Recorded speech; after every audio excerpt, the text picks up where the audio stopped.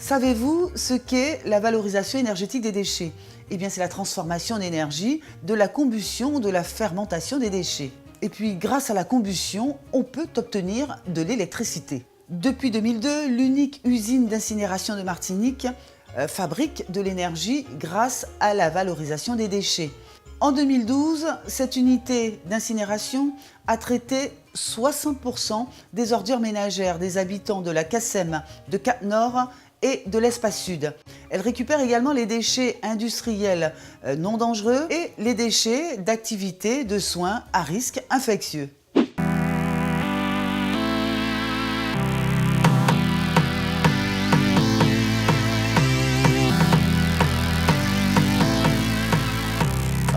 Lorsqu'un camion arrive, on a des caméras, on a une borne de radioactivité, puisqu'il faut qu'on contrôle exactement ce qui est dedans. Donc il faut savoir qu'à la Martinique de valorisation, on reçoit 3 types d'ordures. Les ordures ménagères, les DIB, des déchets industriels banals qui sont issus des industries, et les DASRI, déchets hospitaliers, qui suivent une filière spéciale. On est régulièrement confronté à le non-respect des types de déchets. On va regarder bien pour voir s'il n'y a pas des encombrants. Ce qu'on appelle des encombrants, c'est des machines à laver que les gens peuvent vider, notamment dans les bennes. On va charger les trémies des fours, vu qu'on a 2 fours d'incinération, donc 14 tonnes d'ordures à l'heure. L'incinérateur produit de l'électricité pour environ 8000 foyers, ce qui correspond à un quartier comme Dillon, par exemple. Après incinération, il reste tout de même quelques déchets.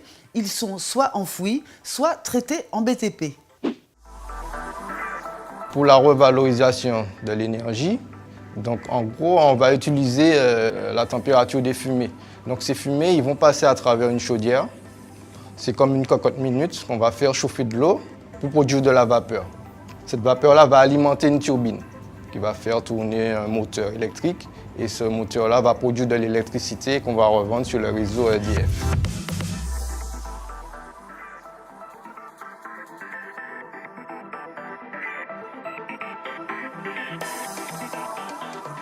Ce qu'on voit à la cheminée, il faut être très clair dessus, ce n'est pas de la fumée, c'est de la vapeur d'eau.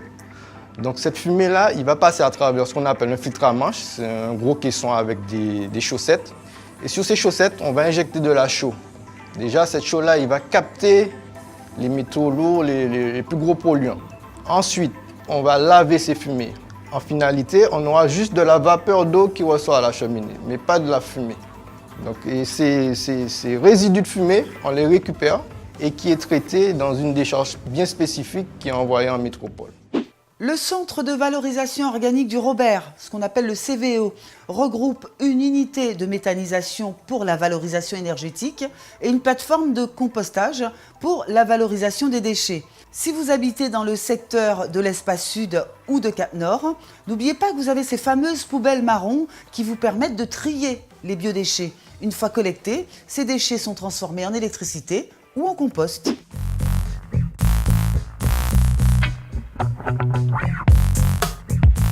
Le centre de valorisation organique appelé CVO, il existe 2 filières. La première étant le traitement et la valorisation donc, du déchet vert. Alors tous les déchets donc, déjà à l'entrée du CVO sont pesés pour avoir traçabilité donc, du poids, de la provenance, du type de déchet.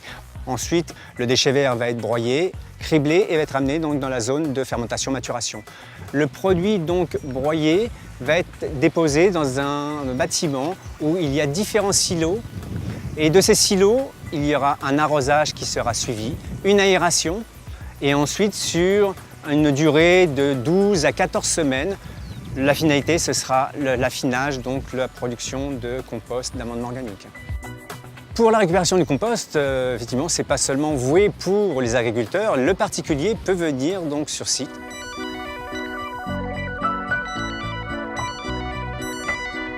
La deuxième filière étant la méthanisation. La méthanisation qui, elle, est dédiée suite à la réception de la fraction fermentescile des ordures ménagères, donc collecte sélective organisée avec les bacs marrons, ou encore donc, les déchets industriels commerciaux et sont amenés ici pour destruction parce que dépassement de la date de consommation. Méthaniseur donc, est un procédé biologique qui est en anaérobie, c'est-à-dire sans présence d'oxygène, en thermophilie, qui travaille entre une température d'entre 50 et 55 degrés, et qui permet de dégrader, de fermenter le produit, justement la fraction fermentescible. Ce biogaz donc a pour finalité d'être brûlé dans un moteur pour produire de l'énergie. Cette énergie, ensuite, cette électricité, sera refournie sur le réseau EDF. Donc, fin du premier semestre 2015, nous espérons recevoir et pouvoir traiter tous les déchets qui, jusqu'à maintenant, allaient au centre d'enfouissement technique. Vous l'aurez compris, le CVO est indispensable à la protection de l'environnement. Et on vous le rappelle, vous pouvez aussi traiter vos biodéchets à la maison.